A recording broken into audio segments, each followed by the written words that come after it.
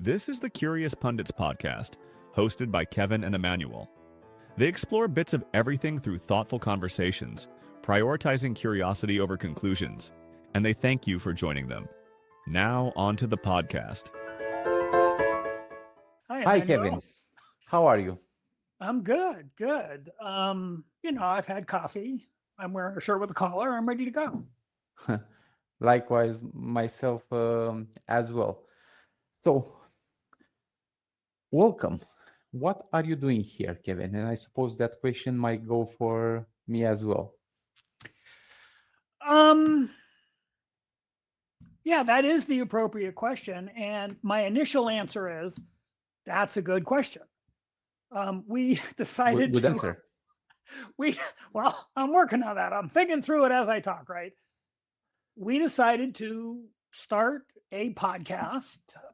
We bantered a little bit about the name. I liked the word curious. You liked the word pundit. So we are now Curious Pundits. But that carries with it a presupposition that we are, in fact, pundits, that people might have an interest in what we have to say. Before, what does a pundit do? What is a pundit? What does it mean? Do you have a definition? Maybe there's many people that I'm going to don't go know. off the top of my head. I mean, I could go to Perplexity and look it up, but I'm going to go off the top of my head. Pundits are people who offer opinions pretty much unsolicited. Like they think they know something that other people want to hear. So if you travel around the internet, you'll find political pundits and finance pundits and business journalist pundits. So my personal definition is a pundit is someone who thinks that they have something to say that other people care about. So, based on that definition, would you consider yourself a pundit? Not yet. I mean, I think you have to be accepted by your audience in order to be a pundit. Now, But you do as think you you have an opinion. know, I am a voracious reader. You've commented on the bookcase in the back, and over the course of my life, as you can tell by my facial features, I'm older than dirt. Over the course of my life, I've read thousands of books, and as a result, I know a little bit about a lot. So I've had people say things to me like, that's really interesting. Tell me more. And for what it's worth, and this is for listeners and viewers, that's actually how this podcast came about. Emanuel basically said, that's very interesting. Tell me more. So here we are. Actually, yeah, because Kevin and I are working on different projects, and you'll get a chance to know both of us sooner in this episode, because that's the purpose of this episode, to introduce ourselves, to introduce the podcast. And I think we had a pilot title, something like WTF are we doing? Yeah. I was saying Kevin and I have many projects that we're working on, and we also have these side conversations that are simply too interesting not to hit record. And I'm praising now, but Kevin is the sage. Is that the correct pronunciation in English? The sage. It is everyone should pronounced have. sage, but I don't know that I would personally go there. That anyone Like- should have around them. I'm going to fall back on my prior statement that I know a little bit about a lot. Exactly. That's one of the reasons why. And I thought at one point, you know what? We should simply hit record. So the idea, how I envision it behind this podcast, is to simply hit record to our interesting conversation. But there is a method to the madness. I do have kind of like a vision. I do have a structure. I do have, let's say, some topics that I want to prepare in advance and debate and discuss them during these recordings as well. So more things will come as we go, as we develop. But I thought that Curious Pundits is the best name, as you said, because I believe that you have an opinion that people are interested in. I believe I might have an opinion that some people would be interested in. And to summarize, to come back to actually what you said about examples, I often turn to TV, essentially, where the pundits kind of like started. Well, they started writing newspapers and even in IRL, in real life. But right now, pundits when I was introduced to the terms were, in fact, the people that commented on television, and more often, that didn't necessarily had any relationship with the topic or the people they were debating. They were kind of like permanent guests. So I'm assuming to a point that we're pundits in a sense that we observe what's happening around us, around the world, with different things, events, people, and we simply have a conversation about it, referencing other events, other people, and other interesting stuff. That's essentially how I would do it. And I was thinking, is there a specific topic? Probably each episode will have its own topic. I was thinking at one point, maybe to avoid any controversy, we should narrow it down to probably one or two topics like religion and politics. But I think we'll cover, and of course, economics. We'll cover more on that as well. Yeah. The only thing I'd like to add to that is I'm a firm believer that it's not possible to understand the way things are without an understanding of the history of how we got here. There's very few things in human society that just spontaneously came into being. People were faced with challenges, they made decisions, we moved forward from there. So from a certain perspective, at the risk of using a ridiculous phrase, but the development of human society was much more evolution than it was intelligent design. And this permeates, like, I'm tempted to say almost everything, but I really don't think it's possible to even understand how our money system works unless you understand the history of how it came to be. For example, you already I already segued into money, right? Yeah, and some controversy as well, right? As in, evolution and all those things. Yeah, I think manifested is the word that you're looking for. Things didn't just manifested. They come to be.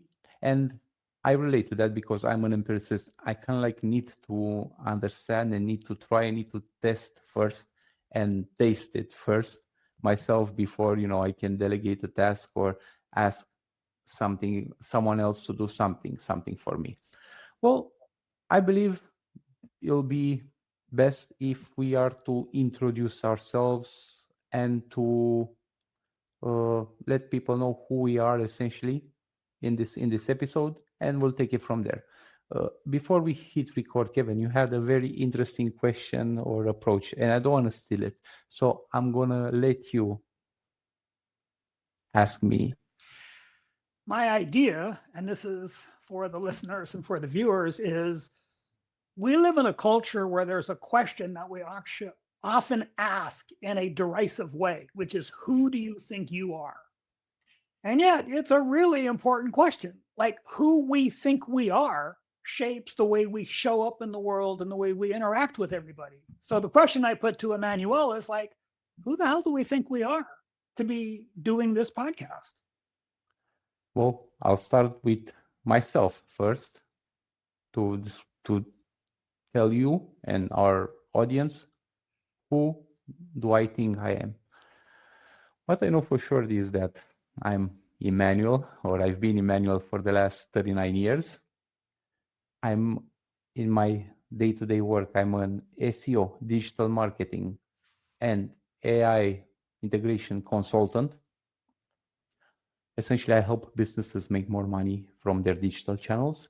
My background is in SEO, organic, but I own an agency. I own an educational component of the agency How About Marketing, where I host webinars, where Kevin has been a guest prior. I've been working exclusively in digital marketing for the past 10 years since I came to Canada in 2015, late 2015, so it's almost 10 years. I've been doing ads, I've been doing social, I've been doing video, podcasts, webinars, and probably anything that's digital marketing related, and then some, like some custom integrations, dabbling into some code, some development, CRM integration, and you name it, probably I've done it. Prior, I've worked with in agencies, I work in-house, I work independently, I work in a niche agency. So that's why I'm very versatile when it comes to the knowledge that I have. Prior to coming to Canada, I was born in Romania, East Europe, grew up in the last 4 years of the communist regime of Ceausescu, one of the most horrific dictators, but I don't think, is there even a comparison between dictatorships? I don't think so. I'm not sure about it. Probably that's a topic for one episode. But I still remember, and I have memories from that period, and then transition to what it is now, a democratic capitalist society, or still trying to be. That's where I lived for my 30 years, the first 30 years of my life, and I've been doing many things before that. I would say that I had a corporate job. My first marketing job actually was, I like to say, I was getting paid for watching television. So I was TV audience measurements. That's where I started off back in the day. And for those younger people that are watching us, television is that box that you use nowadays, but before it was connected to the internet, you had what is still now cable, and you only get to see what the TV stations were broadcasting. So very limited, and they made their money through advertising. So that's how I started off in marketing. But I did some accounting. I did what else did I do specifically? Well, for the most part of my teenage and young, let's say in my 20s, I own and operated my own recording studio and record label as well. So that's how I started kind of like in marketing. Obviously, being independent, I was limited on the budget, so I had to learn to build a website, to kind of like promote it myself, to write a press release, to keeping a constant database updated, keeping communication with key people, but also how to promote my artists, how to create the craft, the presentation all together, right? Because it's not just the song, but also the entire package all together when it comes to artists. So that's how I first interacted with digital marketing, and that's how I decided to work exclusively right now in this space. Prior to that, there's not much to add. School, fun. It was I like to say that I was brought up hard doesn't mean necessarily bad. So it was perhaps hard compared to how you might say if somebody has grown up, let's say, in North America, but it wasn't bad because I've enjoyed it and I learned a lot, and that made me the person I am today. And I like to think that I'm happy with the person I am today. So I reread recently, I think Nassim Taleb said it in a book, the definition of success. There's a few things that define success. And at the top of the list is, would you impress the 18-year-old you with where you are today? So I'm, as I said, 39. Would I impress the 18-year-old Emanuel? I like to think that I do. I don't know. We'll see about that. So that's in a medium description myself.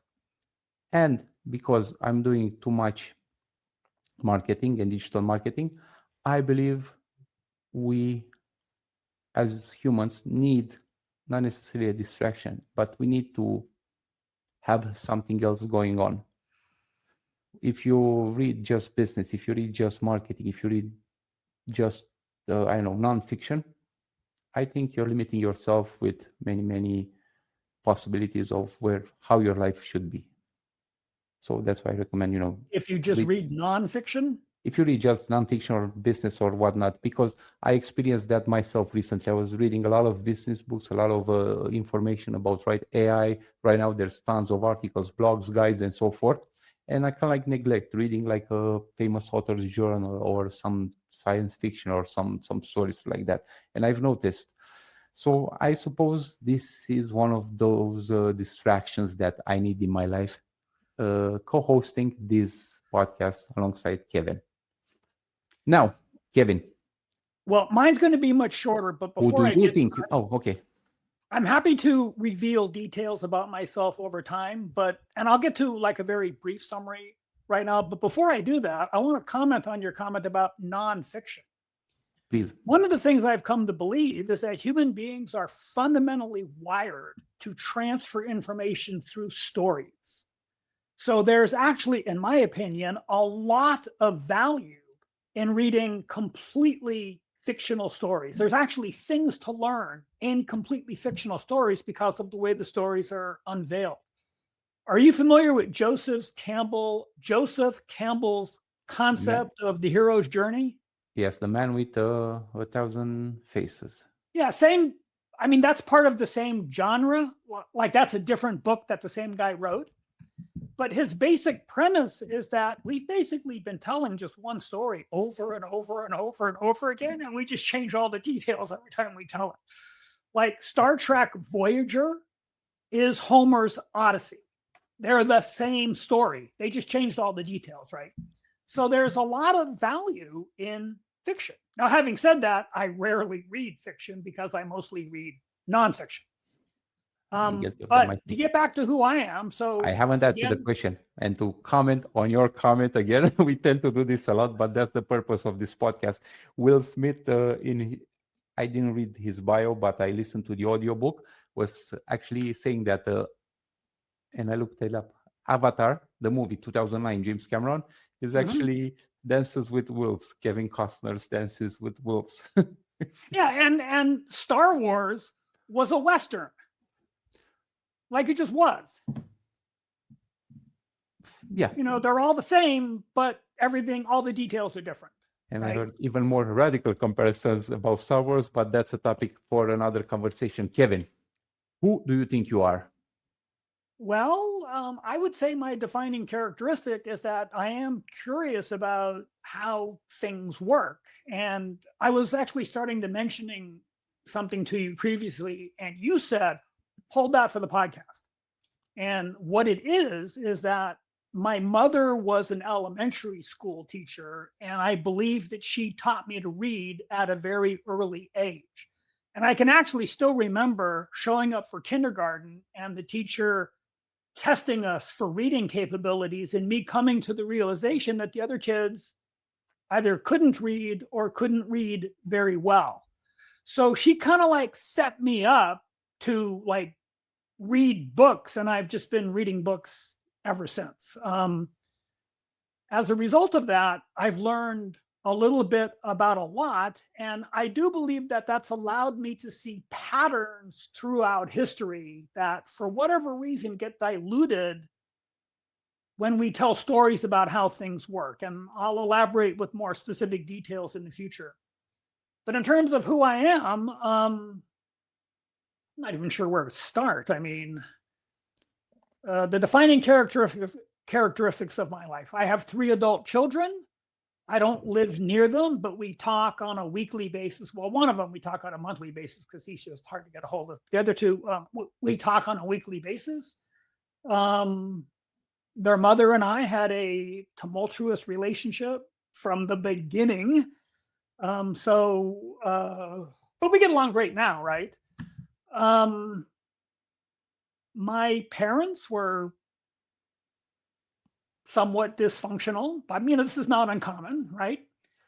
My entire family is relatively small. There is a lot of, this is probably a defining characteristic of me, but there is a lot of religious dysfunction in my family, which caused me from an early age to adopt the attitude of, like, those ideas may be interesting to you, but like, I don't want to hear about it. And I have a feeling it's not just your family, Kevin. Oh, no, it's not. But my family is a part of 2 of humanity's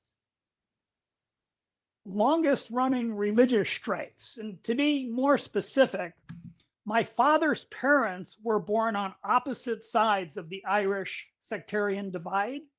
So his father is Catholic, well, was Catholic. His mother was Protestant. My mother's family is Eastern European Jews. And like the history of the issues of being Eastern European Jews is like, I think everybody understands some of that.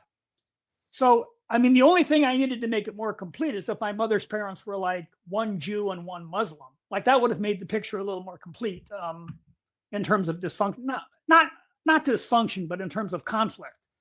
But because religious references came into negative comments that my grandparents made about each other, it's like, okay, I understand that's meaningful to you, right? But let's move on. So aside from that, small family, somewhat impacted by what I perceived as religious dysfunction, moved around a lot. This is actually a defining characteristic, and I'm kind of surprised that I'm sharing it this early in the podcast, but my mother died when I was quite young. I was 11. So from that point on, I've moved around a lot for a variety of reasons. And I was reflecting on this just yesterday. I called it my gypsy phase. And I'm not sure my gypsy phase has actually ended. I mean, I've only lived where I'm living here for like 4 years. And before that, I lived someplace else for like 5 years. Before that, I lived in Northern California for like 30 years. Where but that was kind of like the exception. Where is that? Where you're living right now? Not right now, I live in a relatively small metropolitan area in Southwest Arkansas named Texarkana. Now, Texarkana is interesting because it's two cities. There's a Texarkana, Texas. There's a Texarkana, Arkansas. They are two separate cities that happen to share a common name. Now, why do I live here? Well, I had a business that went under during the Great Financial Crisis. And I've been working on various rebuilding strategies ever since then. And if you're rebuilding, it's kind of advantageous to live someplace that's relatively inexpensive. And it doesn't get much more inexpensive than Texarkana, Arkansas, for what it's worth. I lost my train of thought. Where was I? You're saying your history. And before that, I lived near Austin, Texas. And before that, I lived in Northern California. My 3 kids are distributed across Northern California. One lives in Santa Cruz. One lives in a city called Danville, which is in Contra Costa County. And one lives in Sacramento.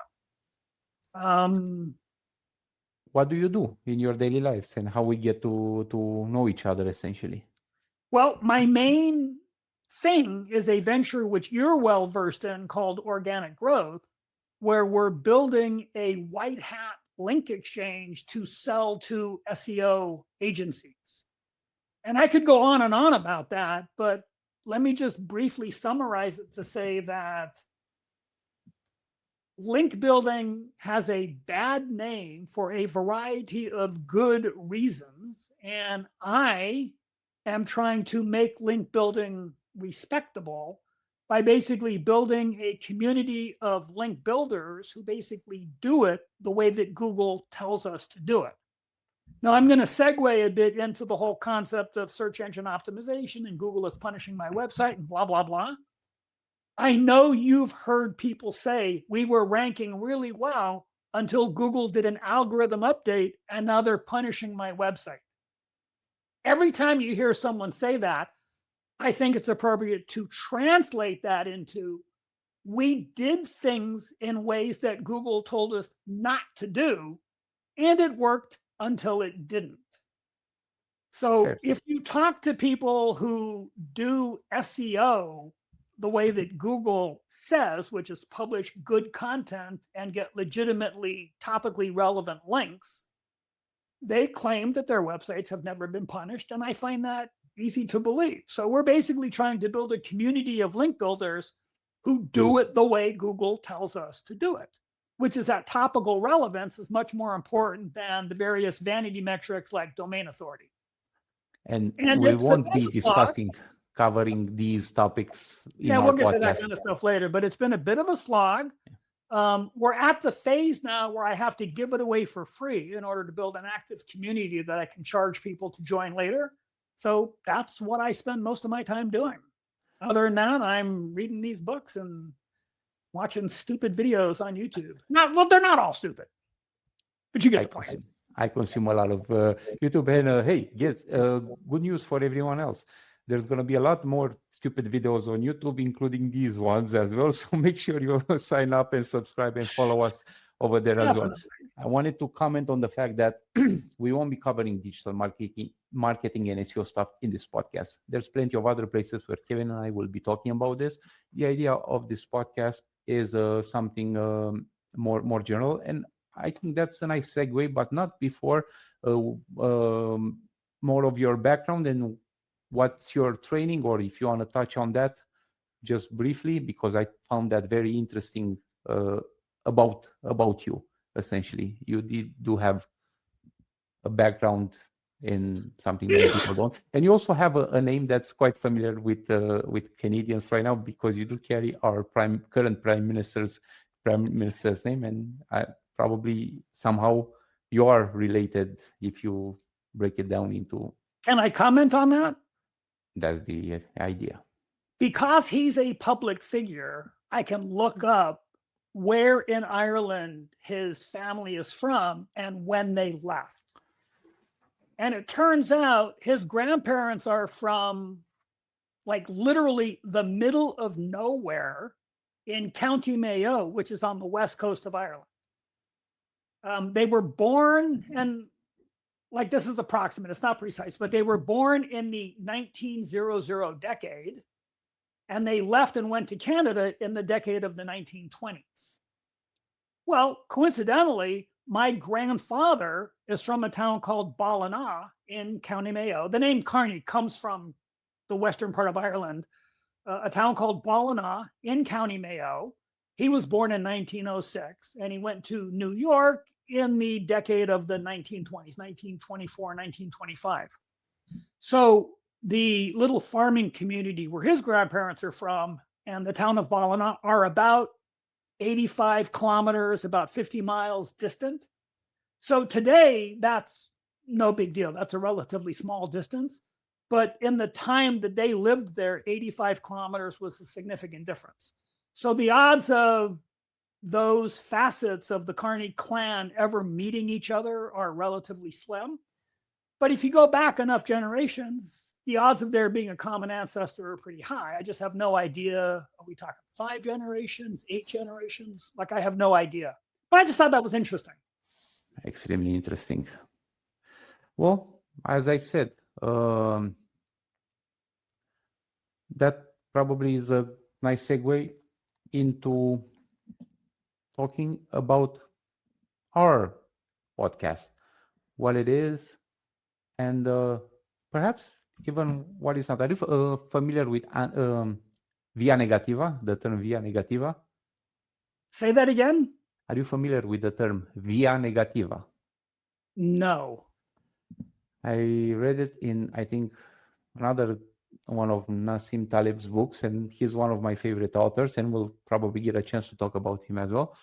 But I think from the top of my head, we can Google it, of course, but I prefer to challenge my memory a little bit. It's something, a term used from the Middle Ages to describe what God is not. The idea that God is so great and so powerful that it's hard to comprehend, and we as humans don't have the words to describe it. So it's easier somehow to describe it by what is not. So what do you think this podcast is not about? And I can tell you right now that it's not about digital marketing. Kevin and I do SEO, digital marketing, link building, and all those things, and you'll see us in many other places talking about it, but rarely I would think this would cover those specific topics, maybe just references, probably because AI spans beyond the SEO and digital marketing and it influences our daily lives. But I can tell you for sure that this podcast is not about digital marketing. What do you think, Kevin, what this podcast is not about? What it's not about? That's probably the only thing it's not about. I mean, you expressed a desire that we're going to go where we go. And we did agree that each episode is going to have a topic, but I don't know how to keep us from rambling around Oh, around that topic. that's the idea.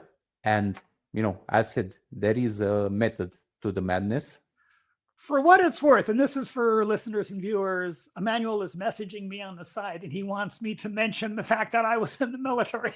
Now, this is a little bit of a strange military experience because I am a native born American who served in the Canadian military. So, how did that happen? Well, I mentioned earlier that my mother died when I was 11. So, my brother and I went to live with her parents down in Los Angeles. And then after like 2.5 years, we went to live with our father, who at the time was in Vancouver in British Columbia. Now, back in those days, the process of becoming what may still be called a landed immigrant, and you would know because you went through the process like within the last 10 years. But my brother and I literally became Canadian landed immigrants at the border as we drove in. And even at the age of, well, I guess I was 13 then, I was kind of like, this seems like a little too easy for whatever reason, right? Like this just seems weird that it's so easy. But we entered the country, entered the school system, and that basically started my gypsy phase because we lived in Vancouver for like 9 months. We lived in Ottawa for about a year. And in fact, we lived in a house that was only like maybe 4 blocks off the Rideau Canal, which is somewhat world famous. So I literally did learn to ice skate on the Rideau Canal, which was, I don't know, have you ever had an experience of to go to Ottawa in the winter and skate the canal? I haven't. It's on my list, but I know about it. It might be done differently now, but I hope not. But basically, they drop these huts right onto the ice. So you skate for a while, go in the hut, warm up, have a hot chocolate, skate for a while, go in the next hut, warm up, have a hot chocolate. It's like really cool. And while I was a kid and never actually did this, you would see people in the morning like skating north in their business suits carrying their briefcases, like they're commuting to work by skating on the canal, which I always thought was kind of cool, right?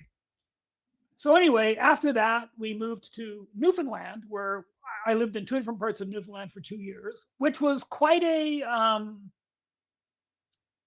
looking for the right word here, but a significant experience in my life because Newfoundland is different from the rest of Canada in a lot of ways, many of which are incredibly positive. And I'll talk more about that later, but I have never met people who are more, I'm going to call it intrinsically hospitable than Newfoundlanders. And then 2 years after that, I finished high school. Actually, I went to a trade school for a year as well. But then I joined the Canadian military, and I was in the military for 3 years and a bit. At that time, the Canadian military was unified, so there were no separate Army, Navy, Air Force, but I would have been in the Navy. I was a radio operator on a destroyer escort based out of Halifax. And then at some point, that came to an end. I went to another trade school for a couple of years, well, actually 2 years. Moved to Calgary to get, like, quote unquote, a good job. And then I learned of an obscure American law that could have cost me my American citizenship. And I thought, well, I don't really want to lose it. I mean, I may never like live in the States again, but I don't want to give up my citizenship. And the basic idea was because I had voluntarily become a citizen of a foreign nation before I became an adult, that at some point the US State Department could remove my citizenship at their discretion, but that would not be a problem if I was a resident of one of the 50 states on my 25th birthday. So I moved back to California before I turned 24 with the idea of staying until after I turned 25. And I'm still here. That, I just never left. I've just moved around to other parts of the country, but basically I'm still here. that was 4 years ago, right? No, that was quite a few years ago. Yeah. Is that law still going on today, or they I have changed? no idea. Like, well, A, I don't know if the law applies today, but B, I don't know that the Trump administration would care if it does or doesn't. Yeah, but I'm thinking, past beyond that, right? Because what you describe is an experience that many actually have today, right? Because traveling is easier, it's cheaper. People travel for work more, travel for whatever reasons, right? So it's not uncommon to have these digital nomads, right? They have children Right. as well, and they live all over the world, Asia, South America, US, Canada, Europe, and so forth. So yeah, that's an important information that you probably didn't hear it anywhere else. So first time hear it on the Curious Pundits podcast. And coming back to our podcast, right? So we describe what it's kind of like. Not the only thing won't be just about digital marketing, but it's a little bit about everything. We'll be covering, in my opinion, some topics that are hot, that are newsworthy, that are happening right now, right? Or will come to happen. Will I don't think that we won't be covering even science, even history, movies, music, essentially everything that's interesting, because that's why we're curious about interesting stuff. And the pundits, will it have a structure? Yes, I believe it will. Will it be the same? I believe not. I was thinking to keep it somewhere between 20 and 40 minutes, which is kind of like a big difference, right? But some topics do require a little bit more time, and it might be one episode that will span over 1 hour. I don't know. There's no executive producer or commercial break that will keep us from doing that, but we'll try to keep it somewhere between 20 and 40 minutes, which, believe it or not, it's 40 minutes. It's an average commute time for people in North America. I was seeing a study. I don't remember exactly where. Maybe it was maybe longer before the pandemic, but I do remember seeing it, and 40 minutes is an average commuting time. And if I think about it, that was for the past 10 years since I came to Canada. For all my jobs, even if except the ones working from home, even if I would drive there or take the transport system, subway, buses, trams, or you name it, between 40 minutes to, let's say, an hour, that was the average time. So I believe if we cap it at 40, that should be great. Back to you, Kevin. What do you think? What else you have to add about this podcast?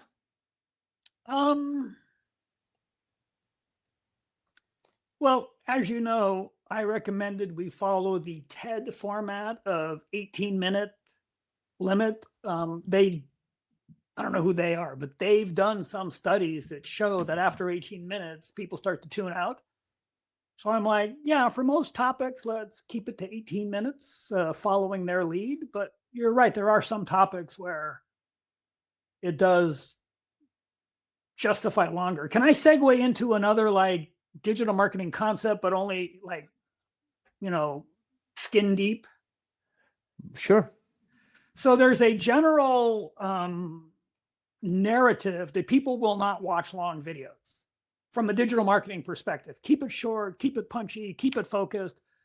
But the reality is if it's a topic you're interested in, you'll watch a long video, right? So that's kind of like the key. If you make a long video about, I don't know, backyard swimming pools, and I just made that up, you can make a 3-minute video that talks about the benefits, or you can make like a 20-minute video where the guy goes through like all the details of the construction of a backyard swimming pool that was filmed over the duration of actually constructing a pool. Well, if you're thinking about having a backyard pool installed, you'll watch the 30-minute video because it's of interest to you. So the rule of thumb, keep it short, is not universally, in my opinion, it's not universally accepted, but there is some validity to the idea. Does that make sense? Yeah, as Abe Lincoln said, don't believe everything that you read on the internet. Well, I thought that was Dwight Eisenhower. Might be. Who knows? We went to the same school together, so I'm taking a lot of notes. I usually do, so you'll see me writing it down. It's a good habit that I've seen Successful people do, actually, to be honest. All the successful people kind of like have their name badges, and even in podcasts that I follow. And I'll get to that later on, because that's a cool question. What podcast do we listen to or do we follow? But before we get to that, the reason why I'm thinking about 40 minutes is because we might have guests every now and then. We might bring up a third or even four people who can talk about a certain topic, that they have some expertise. And given the fact that it's online, they can join from anywhere around the world. So that's where I would envision a 40 minutes or a 1 hour episode. We'll get to that. We'll calibrate more as we go, because on the other podcasts that I produce or webinars that I've worked on, the time is strict, and it's good to keep it like that in certain circumstances. But the idea behind this podcast is to be general and to do what we feel like doing, and to make sure that our message has been put out there to be received by whoever is interested in what we have to say. Because hey, we're pundits, right? So we have an opinion that some people might be interested in. And speaking of people, the next question I had here is, who's this podcast for? Put you on the spot there. My initial thought is that we'll figure that out. I mean, I don't know that we know that yet. That's a good answer. I think our audience is the most general audience that one might think. When you had one, coming back to the analogy of the TV station, TV broadcast, there was one, at one point in time, there was just one single channel. I'm not sure about how it was in North America, but I'm pretty sure you didn't have as many options from the beginning. We had three. Oh, three is better than one. When I was born, there was just one channel with 2 or 4 hours of broadcast a day, and it wasn't that back in time. So you can imagine. But that's what comes into dictatorship regime, essentially. The general audience, everybody who's curious about stuff, a little bit about a lot. Because I'm the same thing. But as you know from a marketing background, in terms of what I'll call audience capture, there's no such thing as everybody. Like, that's literally not a thing. So we'll see how this pans out. My expectation over time is that we will be able to define people who have an interest in what we're doing in some way. Yes. It's just too early to know what that definition is going to be. Fair enough. But it's safe to say that there's something interesting for everyone. And that's essentially, those guys from Discovery Channel, right? Jamie and with the experiments. I forgot their names, Jamie, and I forgot the other guy's name. Will it break, or how was it? When they test up all kinds of theories about objects, certain objects, they drop a ball from a kilometer away to see if a car is breaks. This Mythbusters? Mythbusters, that was the name. I've heard of it, but I haven't seen it. Yeah. So I think their audience, everybody can watch that. And I think besides you, to be honest, I think everyone might have seen an episode or two, or when they tuned into it or found it on TV, might have found something interesting in there at one point. Or let's, that show How It's Made. There was short episodes between, I know this because I work in TV, right? Between different shows, they will tell you how a golf ball is made, or how shoelaces are made, or how clothes are made, all those things. So I believe we're falling in that segment. Yeah, we might be one of those. Yeah. But hey, even more interesting. We kind of like covered the most important things that we. Can I close with one potentially controversial idea? Oh, I challenge you to do so. And it's something that I'm going to bring up over and over. Probably about 10 years ago now, I was listening to a lecture on YouTube by an anthropologist who wrote a book about the history of debt. His name is David Graeber. The book is called Debt, the First 5,000 Years, I think. And he was giving the YouTube video was a talk at Google by an author, David Graeber, about a book he had written, that being the book. And in that video, I had this moment of enlightenment, which is going to be an audacious statement, but almost everything we think we know about what money is and how it works is wrong. And that's the controversial statement. So I've been on this, like, initially it was kind of like a curiosity, and then over time it became more of an obsession. But I am going to be sharing details and evidence to basically support that statement as time goes by. Maybe that's one episode soon enough that you'll be leading, and you'll be doing even a presentation, although it'll be really hard for people who are listening to us. But no, definitely something I would be interested in listening to. And yes, I agree with that statement. Now, before we close in, we wouldn't be much of a marketers if we didn't tell people to follow us, like our posts, like our videos, like our audios, and so forth. Where would people find us? I'm not sure yet. I mean, YouTube, this is going to go up on YouTube. This is our very first episode. So like the basic, technical infrastructure has been put in place. We haven't used any of it yet, right? So YouTube, obviously, there's going to be, or there is a website. It's probably empty still. By the time this episode will air, actually, it will be live. So okay, so CuriousPundits.com. Yeah, that's it. And over there, you'll find links to all of our channels, social, YouTube, Podbean, and wherever you might listen to your favorite podcasts, Apple Podcasts, Spotify. Is Google Podcast still around? I think they're not anymore. No, it went away. In fact, I use Pocket Casts. That's my preferred podcast listener. So presumably we'll be on Pocket Casts as well, I hope.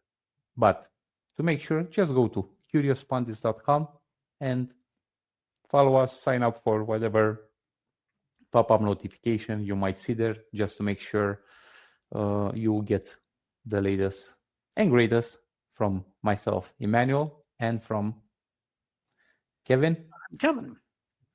That being said, see you or hear you in the next episode. Bye, everyone. Thank you for listening to this episode. If you like the podcast, please like, subscribe, and tell others. Visit CuriousPundits.com to learn more, and stay tuned for the next episode.